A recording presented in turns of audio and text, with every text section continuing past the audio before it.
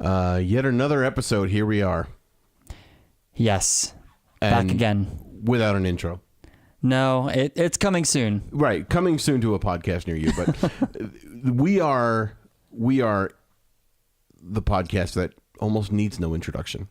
Almost. But if you do happen to need an introduction, we are the Casual Movie Club. That's right. And we are the Casual Podcast, where we just watch movies and have our own little rating system and discuss them in our own special way. Yeah. I'm Brian. And I'm John. And you may have heard us on Tune In next week. Yeah. And welcome to the club. That's right. Welcome to the club. And if you like what you hear, feel free to invite others to the club. This is not an exclusive club by any means. No. We are an all-welcoming club, and we would love to feature everyone across the land. Yeah. Because we are the kings of the Pride Lands. Yeah.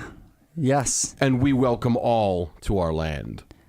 All into our land. We welcome all into the circle. The circle of life. That's right. we have to figure out some way to work in the bits of the movie we just watched. Yeah. So for those who can't tell, this is episode 4, and we have watched The Lion King. Specifically the animated Lion King from, what was it, 1993? Wow, 1993. Yeah. So that's 25 years ago. Oh, geez. I feel old AF. Yeah. The Lion King came out 25 years ago. I feel old AF. Yeah. We were talking about this earlier. Do you remember your first time seeing this movie? I do. Kind of. I remember seeing it in the theater when, I think, we didn't see it opening night, but we saw it a few nights after it had opened. And I just remember it being packed, and we were not the only family in there. It was filled with families, because, I feel like that's what families do, is go to Disney movies. Yeah. But I remember right when at the end of the introduction, where it just goes that boom, and there the title card just comes up. Yeah. I remember the crowd going nuts. Really? Yeah, people cheered. I love movie crowds, especially movie crowds that are into the film that you're seeing. Yeah.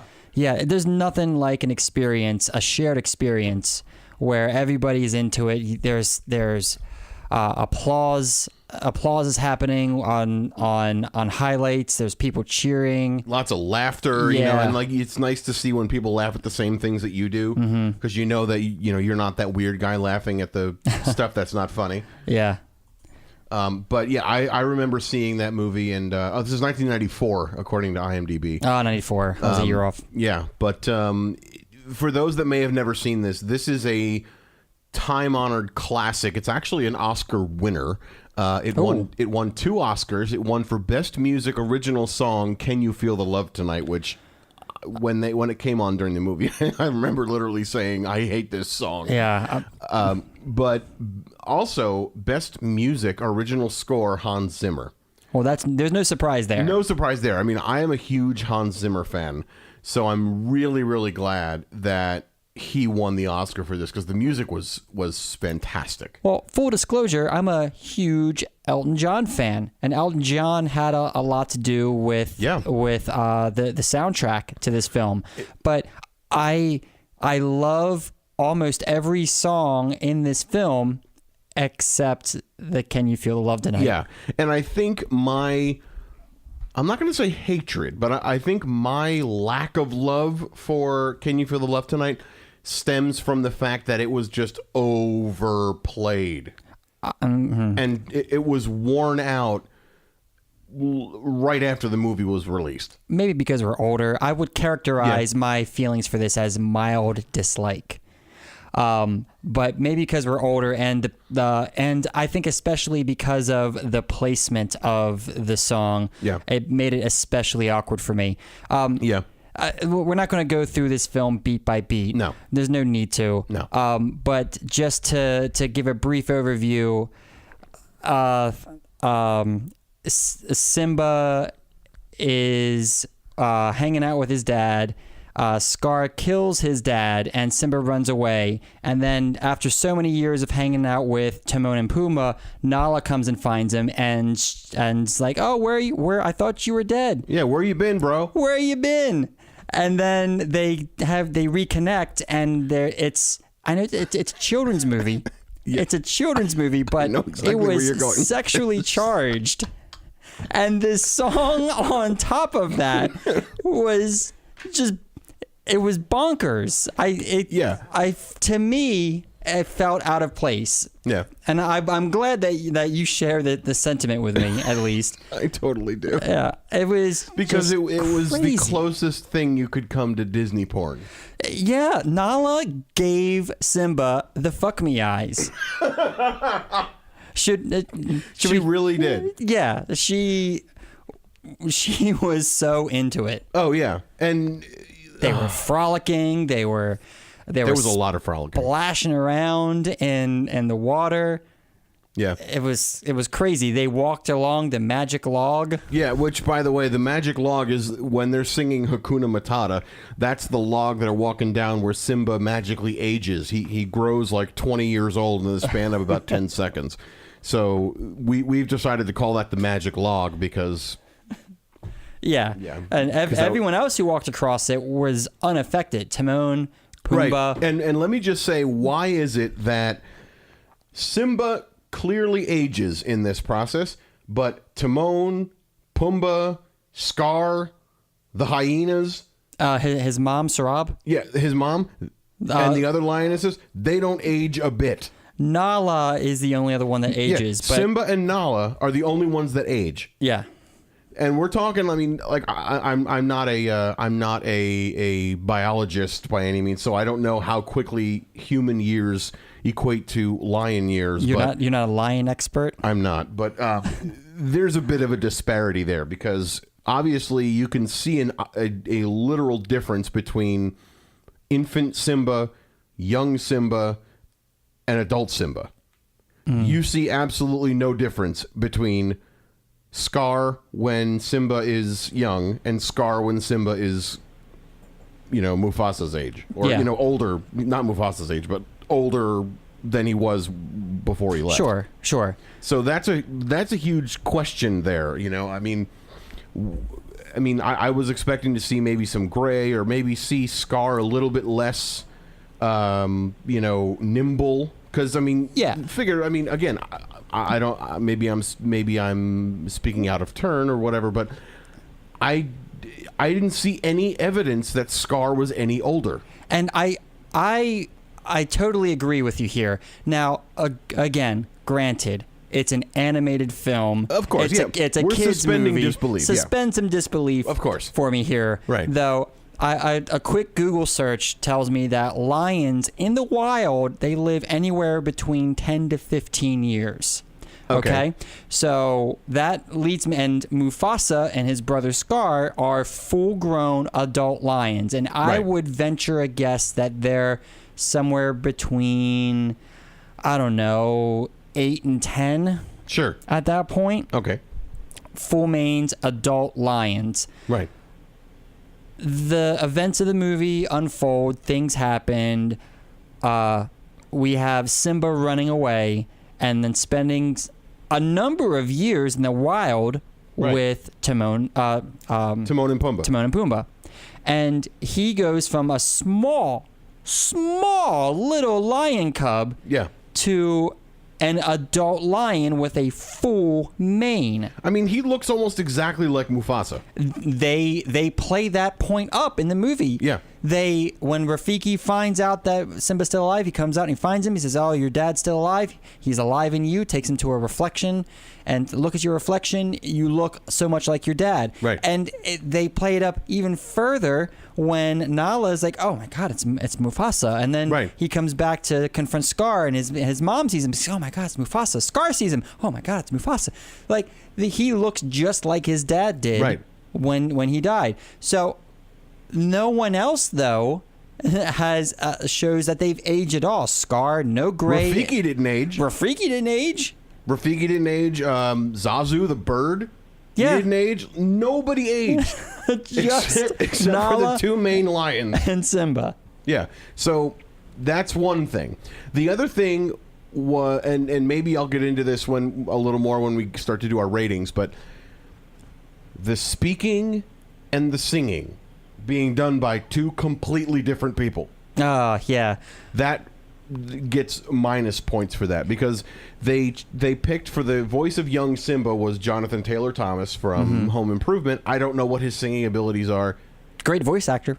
Yeah, I mean, he did fine, but why would you pick someone? I mean, there are so many kids that are doing musical theater. There have been kids doing musical theater for years. Why couldn't you have picked a kid to play the part and sing it? Well, I think I would push back on that a bit because Jonathan Taylor Thomas was he was hot at the time. That's what I was going to say. I mean, he was hot at the time. They probably just picked him because he was well known, and because of his fame from Home Improvement and the movies he's done and all that.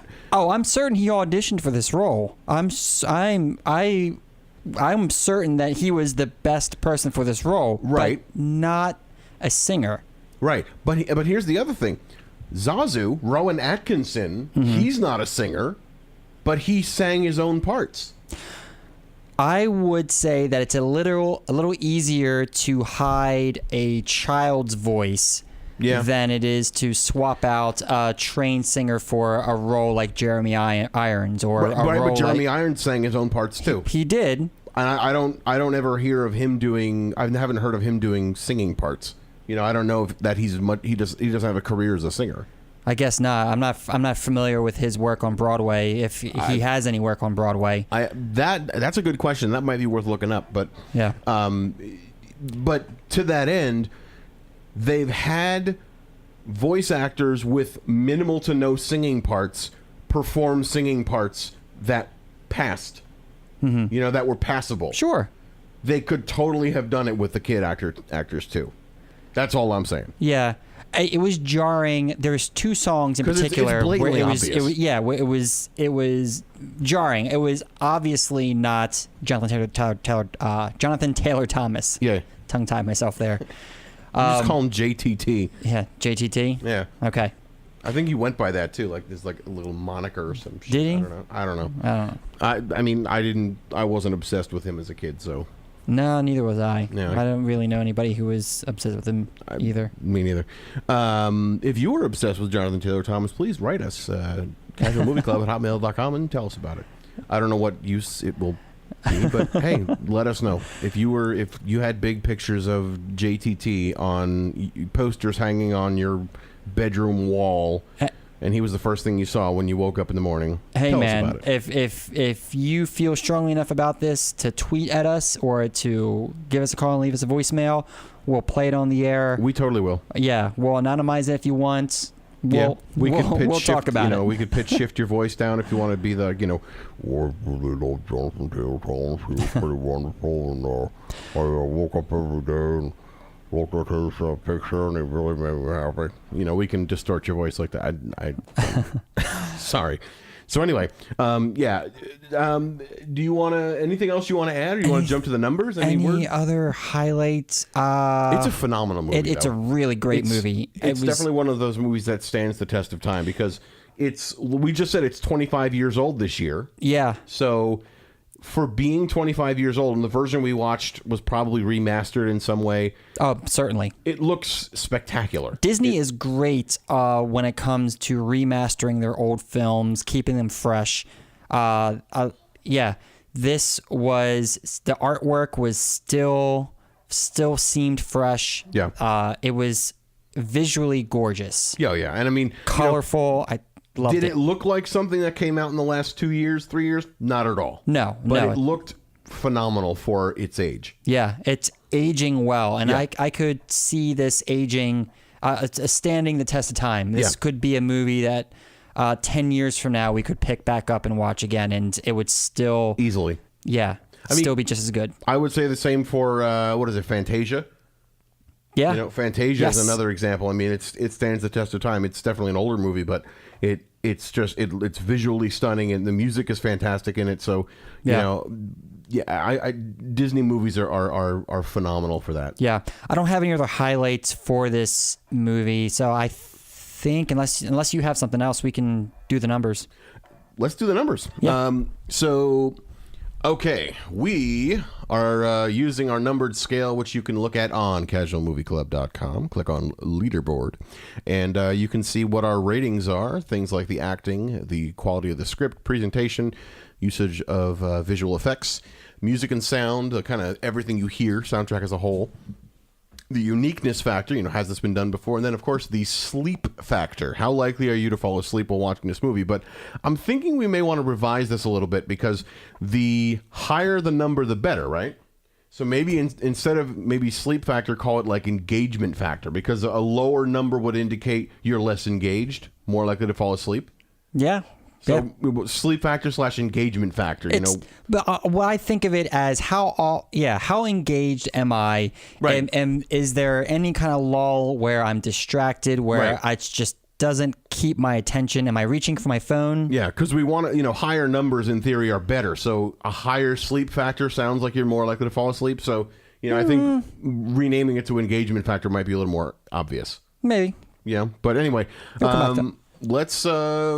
I'll kick it off here. So acting, I'm gonna give the acting a 4.25.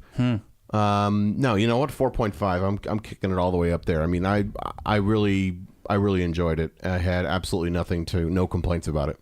Yeah. Was it perfect? No, nothing's perfect. I mean, it's very hard to see perfection, but it was excellent. See, that's where do you have any more to say in that regard? No, go ahead. I would say that there is perfection. I say that there's potential perfection in acting performances. And when I say acting performances, I don't just mean single performances. I mean ensemble performances. Mm-hmm. This film, though, I don't think it reaches that level, though it gets real damn close. Yeah.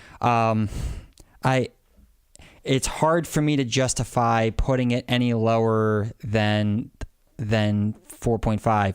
Now, not a perfect performance, but I agree with you that 4.5 is a solid score for this because there was nothing that seemed awkward. I mean, even the parts we discussed earlier with Nala coming back to find Simba, there was nothing in the performances that I would say detracts from the story, detracts from the film overall. Yeah, and there was nothing that didn't belong. Yeah. Yeah. And okay, so cool. And how about the what do you think for the quality of the script, the writing of the dialogue? What did you think of that? Well, so refresh me again. This is the dialogue itself. Yeah, how well was the dialogue written? The screenplay, the quality of the writing. Quality of writing, it almost feels unfair because this movie is so good that I just want to give it 5s across the board. But there are other aspects of it where I just think that it's not that it didn't deliver. It's just that I can't justify giving a perfect score. And that's fine. Even though I do say that there are those perfect examples out there. Yeah. I would score this at a 4 even. Okay. I am going to go with a 4.25, and the reason being I really appreciate how well it was written so that kids can appreciate it, but also adults watching it can appreciate it as well. Yeah, when we go back to one of our first films that we watched, Dennis the Menace, obviously a kid's film. Yeah. And I would say that The Lion King is also a kid's film. Yeah. But the difference between the two is that this was more engaging. I was just as invested in Simba's journey as I was when I was a kid when I first saw it. Oh, yeah. Like, it's such a quality film. It's difficult for me to find anything to knock points off on. I agree. And so for presentation, I am giving it a 5. There it is. I absolutely loved the presentation. I think it's perfect. You know, I can't think of anything to knock off with it. You know, because given what they had in 1993, they absolutely nailed it, and you know, there was nothing that left me wishing it was different or wishing it was something more. I mean, it genuinely drew me in. Yeah. So 5, perfect 5.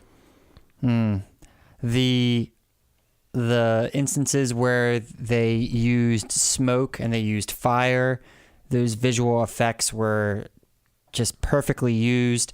Whenever Rafiki cracked open one of those shells, those coconuts or fruits, something? whatever that fruit was, and the juice kind of spilling down. There was one scene early in the film where he did that, and the sun was glinting off of it.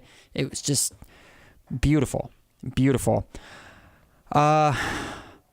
There were some instances where I think the restoration or the restoration of some of the effects didn't translate all the way. Okay. One thing in particular was when Simba was walking around in the grass when he was following Rafiki, trying to I guess find his dad or whatever. Yeah. There's some, and this is nitpicking. It really, really is. Yeah. And I don't even feel right doing it, but these are things I noticed. I'm dying to know if you're going to give it a 5 also, but keep going. I'm not going to get a 5. I'm going to give it 4.5. So you can throw in a 4.5. Okay. All right. Still a strong score, but do you want to continue or do you want to leave it? No, I think that's it. There is a couple of instances where I said to myself, that didn't really. There's nitpicky stuff that I'm omitting too. Like specifically when one thing I remember is when right after Mufasa rescued Simba and Nala from the elephant graveyard, and they're walking back, and Mufasa's sitting there, and he's like, Simba, come here, you know. And Simba kind of walks up to him, and you could see that Mufasa's hind legs are a different shade of his fur color than when he's in the forefront of the camera, or you know, in the forefront of the scene. Yeah. I just think it's not something that someone did wrong. I think it's just maybe a restoration thing or what. I mean, I'm not counting against like, stuff like that, but you know, if I really got nitpicky, sure, I might have taken points off, but I'm leaving it for how good it was for what they had at the time. Yeah. It's so good. Yeah. Yeah.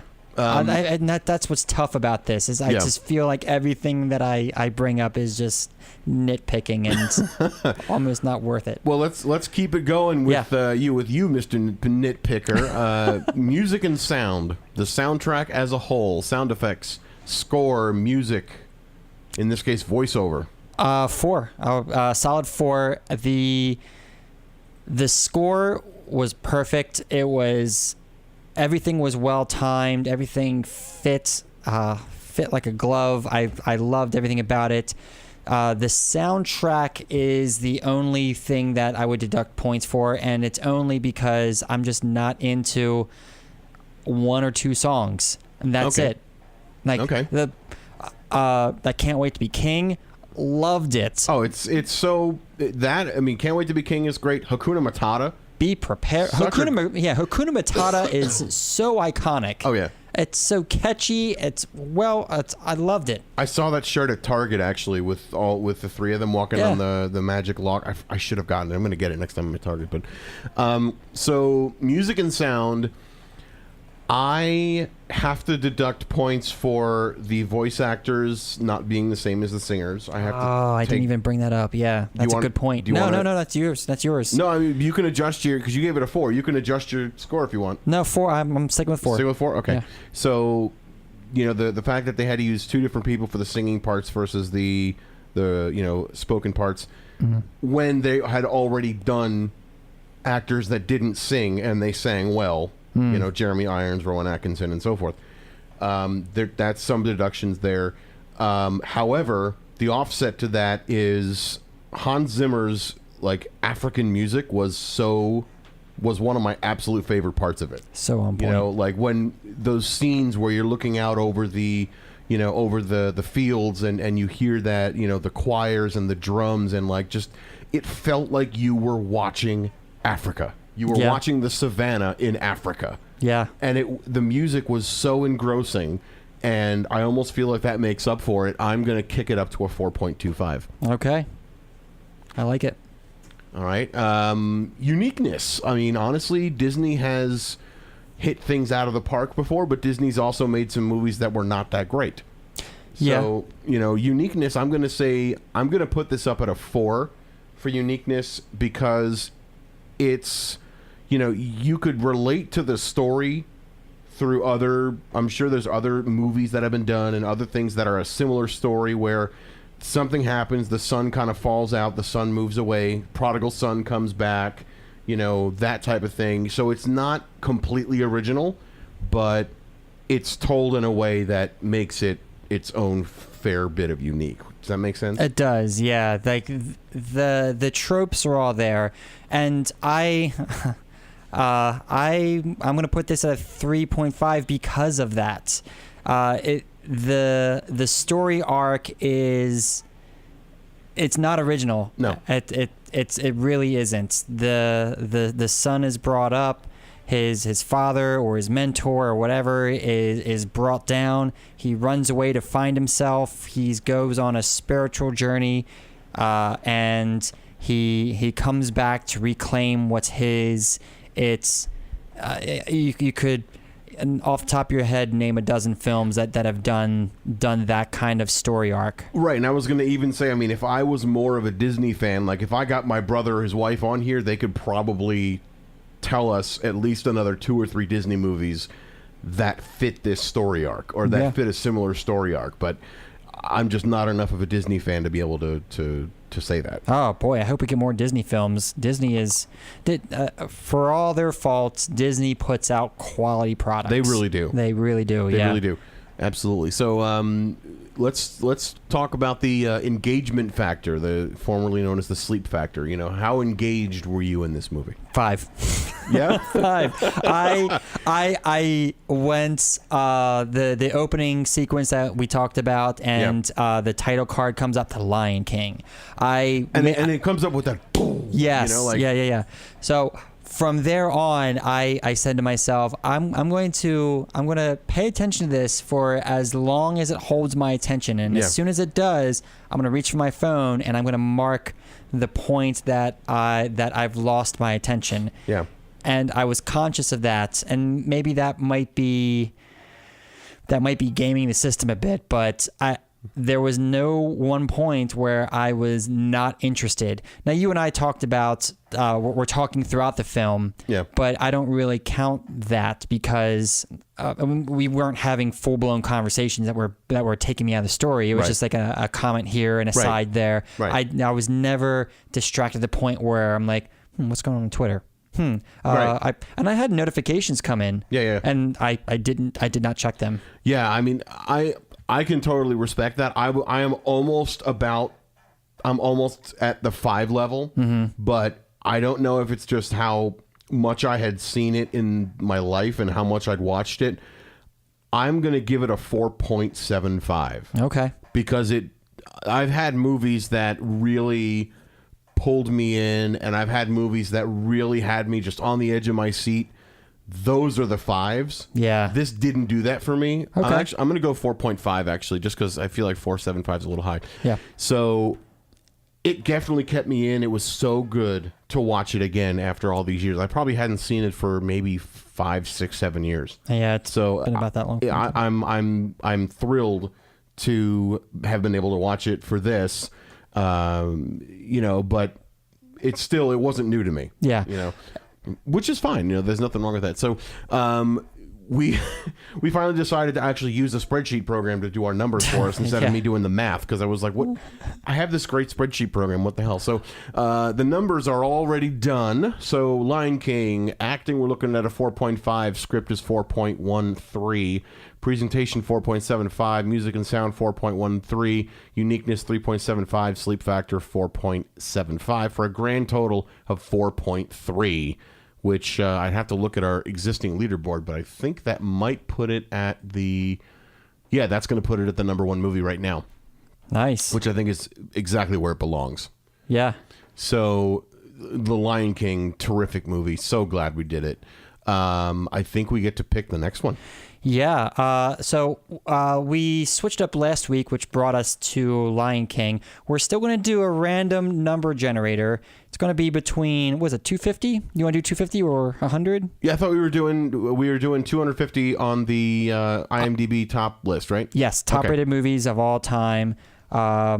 Yeah, go ahead and throw in a random number. All right, we got 194. Oh, my goodness. 194 comes out to, he said 94? 194. Oh, geez, that's way down there. That's going to be the 1966 film Persona. It's rated 8.1 on IMDb. The description? Yeah. It's a nurse is put in charge of a mute actress and finds that their personas are melding together. Ooh, is that Hitchcock? Sounds kind of Hitchcocky almost. Ingmar Bergman is the writer and director. Wow. Yeah, she I don't know what else she's done. What genre does it listed as? Like a mystery, or what is it listed as? IMDb calls this a drama thriller. Ooh. 1966. Okay. I'm down. I'll give you the top-rated cast. Okay. B.B. Anderson, Liv Ullmann, Margaretha Crook. Never heard of any of these people. Gunnar Bjorkstrand. Yeah, I haven't heard of any of these people either. But hey, it'll be fun. Yeah, if it's on the IMDb top-rated movies, I'm excited to give it a shot. Yep. So next episode, 1966's Persona. And you can expect that right here on Casual Movie Club. And of course, you can listen to us in so many places where podcasts can be found, such as iTunes, Google Play, TuneIn, Stitcher, SoundCloud, Spotify, and iHeartRadio. You can find us on our website at casualmovieclub.com. You can reach you can reach out to us on the Twitter or the Instagram at Casual Movie Club. You can go to our website, casualmovieclub.com. You can email us, casualmovieclub@hotmail.com, or you can call us at 402-882-2742. Leave us a voicemail. We might read it on air. Absolutely. And as always, we thank you for listening. We appreciate you.